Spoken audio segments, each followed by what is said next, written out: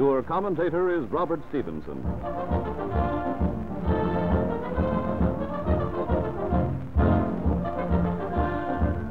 America goes to war.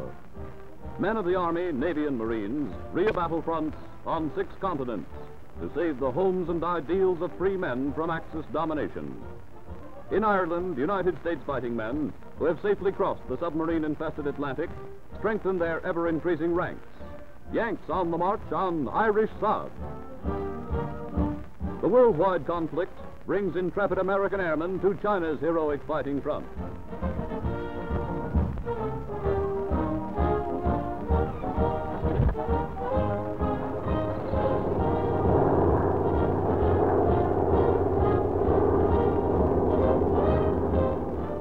General Chennault, United States Air Force chief in China, flies with his brave command to strike effective blows at the invading Japs.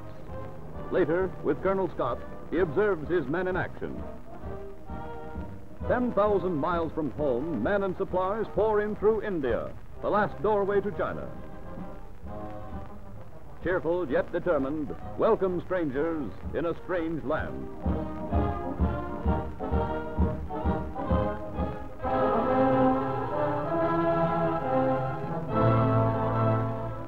Off the coast of Alaska, jutting sharply into the Pacific and the slate-gray Bering Sea, lie the bleak Aleutian Islands. Here, Jap airmen bomb American soil and ships. Here, our defenders seek the enemy, determined to drive him from American shores. Destroyers guard transports and cargo ships to land troops and supplies on a fog-swept island near the enemy-held Kiska.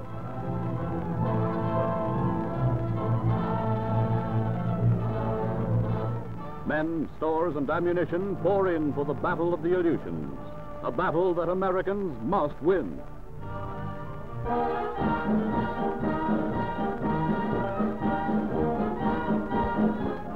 American naval guns open up on the Jap-held Solomon Islands.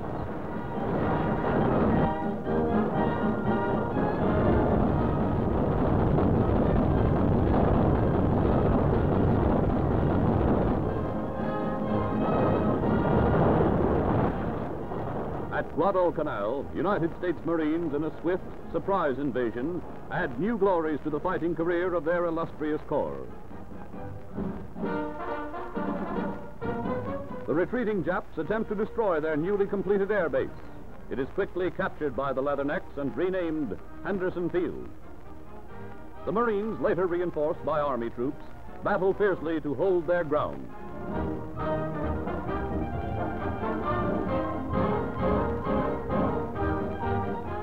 Some of the enemy escape in a hurry. Others get out of the fight as prisoners. History recorded as it happened. The Marines are the first to raise the American flag on enemy territory.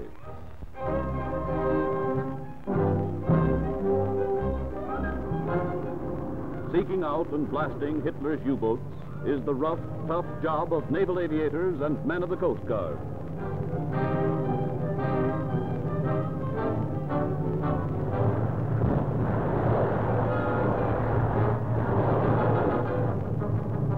Hundreds of ships, including vitally needed tankers, are hit, burned, and sunk, victims of prowling enemy submarines. American waters become a battlefront.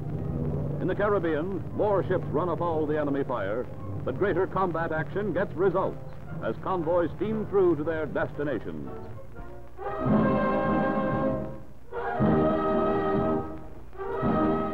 Russia meets the grim test. Despite repeated attacks by crushing Panzer units, pushing on desperately toward the Caucasus and into the streets of Stalingrad, Marshal Semyon Timoshenko's relentless armies take a terrific toll of the enemy and upset his invasion timetable. The Russians meet the Nazis in close and often hand-to-hand fighting. A German sniper is picked off by a Soviet sharpshooter. Another Nazi tries to surrender, but too late.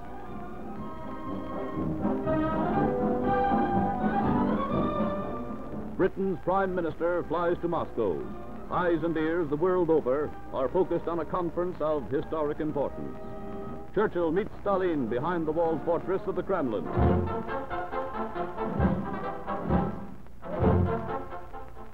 Rio de Janeiro, nerve center of the largest country in South America, is the scene of a history-making demonstration. All-out war is declared as a result of the ruthless Axis attacks on Brazilian ships and an appalling loss of lives. Brazil goes to war.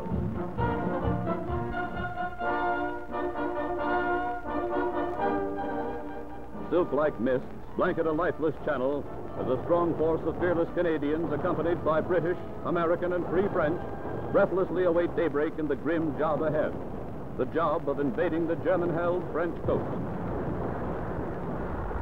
Dieppe is their battle objective, and the hardy Canadians and their allies have been training for months for the dangerous hour and task.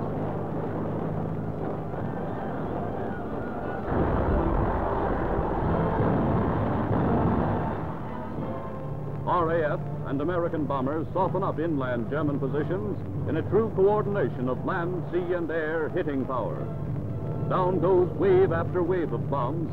The din of battle in the air, on land, and from the sea reaches a terrific crescendo.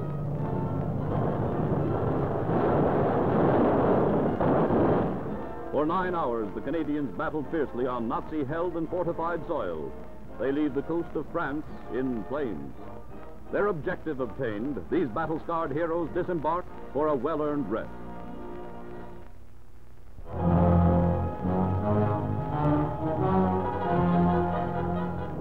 Filmed under fire, the ever-growing British and American air might rains destruction upon French-held ports and over the Reich itself.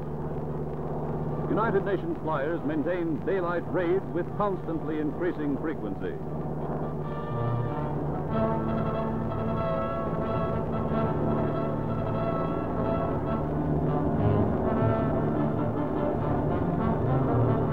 Enemy munition plants are sent skyward.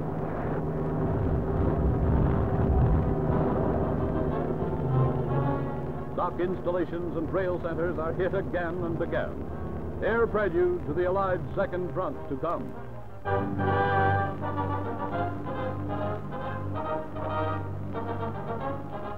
Official United States Navy pictures of Japan's first great naval defeat. At mid-Pacific, Midway Island, American planes and warships strike a punishing surprise blow that the Japs will never forget. Their invasion plans are scuttled as the Yankees take a telling toll. 4 Jap carriers sunk, 28 Jap battleships and cruisers sunk or put out of action, and more than 300 Jap planes destroyed. Enemy airmen try desperately to fight off the unexpected assault, but all in vain. A few escape our furious air and sea barrage.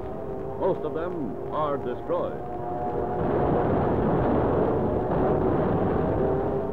6 months after Pearl Harbor, and for 3 hot, sunlit days, the Battle of Midway rages. Here, a Jap surprise invasion meets with a counter-surprise by American forces. The concussion of bursting bombs is deafening as Jap planes drop their eggs of destruction, only to be met by a hail of hot steel. Steel made in the USA to destroy Japs. Heroic Marine gunners stick to their posts and let the enemy have it. Jap planes fall by the hundreds, fall like blazing torches. Flames consume the wreckage of other planes that fail to get through. The Red Cross heroically cares for the scorched and wounded. Midway's oil tanks explode, sending forth a curtain of dense smoke that casts a deep shadow over the battleground below.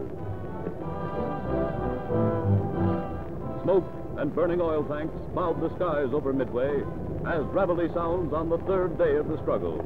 Amidst this scene of destruction and bravery, the Marines proudly raised the emblem of freedom, the flag of victory. Midway was ready. A momentous victory is won.